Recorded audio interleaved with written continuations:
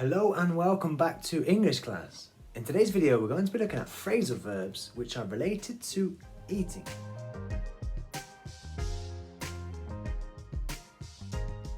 Now, before I start, please note that these words, yes, they relate to eating, but they also have, or some of them have, different meanings also.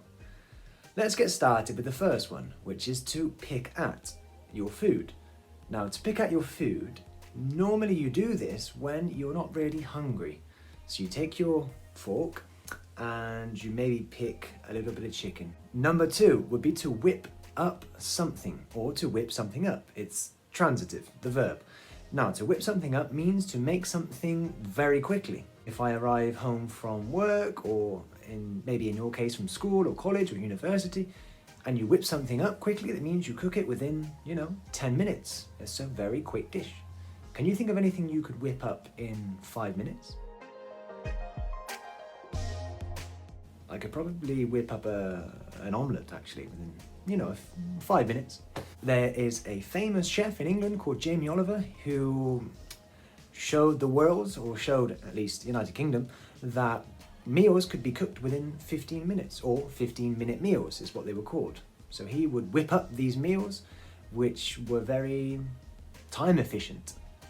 The next one, and yes, I did say that they are related to eating, but they may mean something different.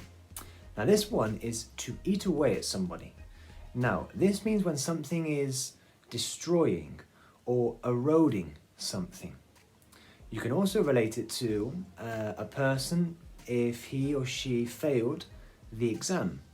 And then the day goes by, another day, maybe even a week, and it's still on his or her mind. You could say that this failure is eating away at him or her, right? It's playing on his or her mind. The next one is to cook up. Now, in relation to food, to be specific, would mean to cook, again, something quickly, just like the previous one we looked at, to whip up. But also to cook up ideas, for example. Now, this has a different connotation. To cook up an idea would be to think of an idea. Imagine that your friend has invited you to a party on the weekend and you don't really want to go because you've just bought the new PlayStation 5 and you've got plans with your PlayStation 5. You would have to cook up an idea to tell him or her that you can't come. You would have to cook up an excuse for you not to go to the party. Next one is to wolf down. And now I'm not talking about the animal, but if you like, you could even picture the animal as eating so quickly. Now, we had the whip up phrasal verb. This is to wolf down. So this would be the process of doing something so quickly. To wolf down is the process of eating so quickly, whereas to whip up is to cook quickly. Wolf down is to eat quickly. Again, picture the wolf eating its prey, if you like. Leading on from that, we have the phrasal verb to polish off. If you wolf down your food and you do not leave a scrap, then you have polished off your meal, your food, your dish of something. Okay, so to polish the food off means that you've not left anything on the plate. Now, if you have a good diet and you go to the gym or exercise, you could build up your muscles. Okay, so apart from building up an appetite, okay, for you to get hungry, you could also build up your muscles, which means that you grow in size, in muscular strength. The next phrasal verb is to scrape through. Succeed at something, but just barely. Imagine that you needed 5 out of 10 to pass the test or the exam, and you just got 5. You could say, I just scraped through the exam. Now, the final phrasal verb is to water it or something down.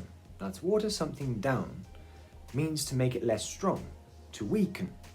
Now, if you like, you can imagine a glass of juice. Now, if the juice is too strong, or maybe even orange juice, if you like, is too strong, you want to add a bit of water or ice to dilute the liquid. You can water it down. If you have to tell somebody something which is quite important, or it may shock or horrify the person, you may want to water it down so he or she doesn't get too scared or isn't horrified by the news. It can also mean to make something less effective too.